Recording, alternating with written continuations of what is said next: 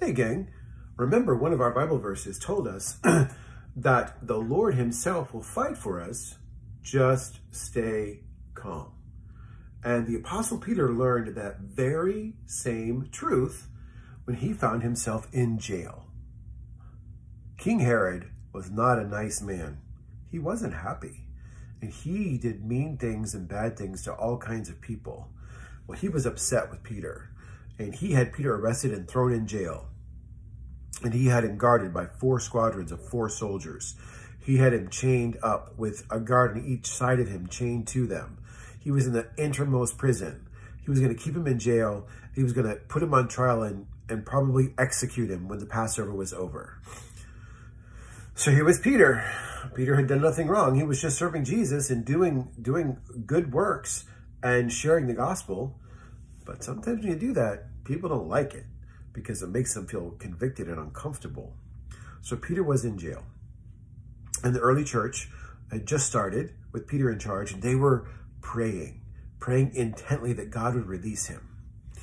And so here Peter sat. He sat quietly, thinking, okay, God's in control.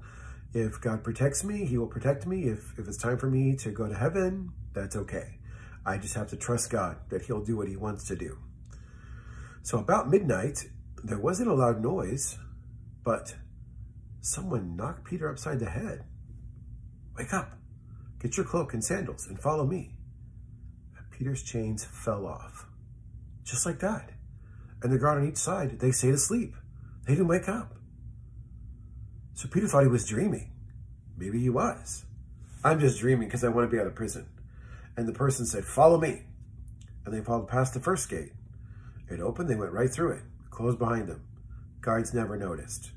Something was weird. Something was really strange. And they passed the outside gate. It opened, closed behind them. No one noticed. Peter thought, I gotta be dreaming. And after a little while, the person was with him, left, was gone, vanished. Peter woke up and he said, this must be real. I'm not dreaming. I'm outside the prison. That must have been an angel sent from the Lord. And so with that, he took off to John Mark's house where they were praying for him. And he knocked on the door. And Rhoda, a servant in the house who had been praying for Peter, came to the door and she saw it was Peter. And she was so excited that she forgot to let him in. She ran back inside and said, hey guys, hey gang, Peter's at the front door. I'm like, no way, you are out of your mind. You're crazy. Peter's in prison. That's why we're praying. You know, I think that's pretty silly. Here they were praying for Peter to get out of prison, and he gets out of prison and they say, no, that can't be him. Where was their faith? It's easy for us to see that. Like, come on, guys. God just did what you asked him to do, and you can't even see it. But sometimes we pray for things and ask God to do things, and he's doing them all around us, and we miss them because we're too focused on ourselves. Well, anyway, she said, no, he's at the door. You've got to come with me. So they went to see him, and there he was, in the flesh. They got so excited. He's like, shh, gotta stay quiet, stay calm. So he came inside. They were so excited. They prayed together. He told them everything that happened. And he said, be sure to tell all the other disciples, but I'm going to have to go. And so Peter left in the middle of the night, and he went to a safe place. And the next morning, when Herod got up and sent for Peter, and he wasn't there, Herod was mad, super duper mad. And he was so mad, he brought all the guards in and questioned them. When nobody knew what happened to Peter, he got rid of all of them. But Peter was safe.